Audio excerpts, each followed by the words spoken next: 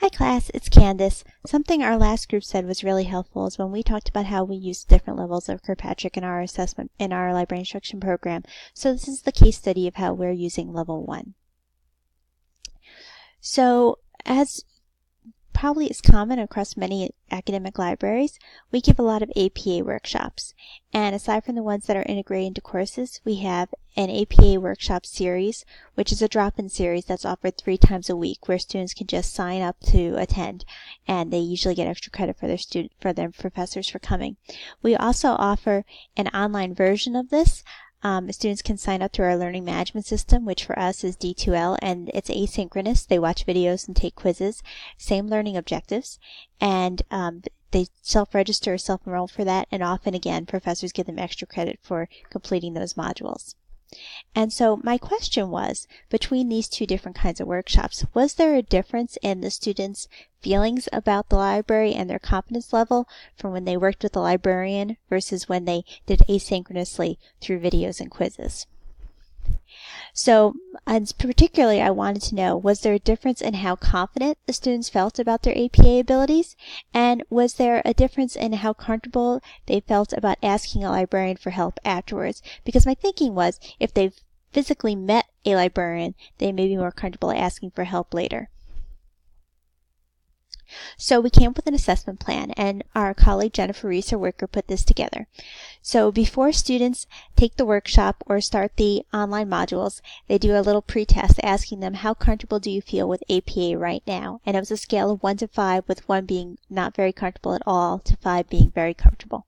And then after the workshop or at the end of the module, they would complete a quick little survey asking the same question, how do you feel comfortable with APA now? A scale of 1 to 5. And there would also be an additional question about how comfortable would you feel about asking a librarian for help, once again, 1 being not very comfortable at all and 5 being very comfortable. And our goal was we wanted to see an average of 3.5 or higher in the post-test and assistance questions. We'll just type it there. Sorry about that.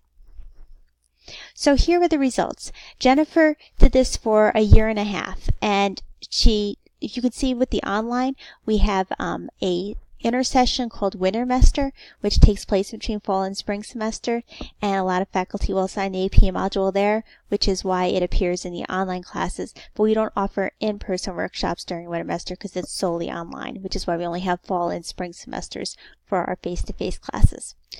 So in the online classes, students usually averaged at the most 3.1 in their comfort level, more in their 2s. And then afterwards, we did hit that mark of 3.5 or higher, except for fall 2016. We just were a little below at 3.475.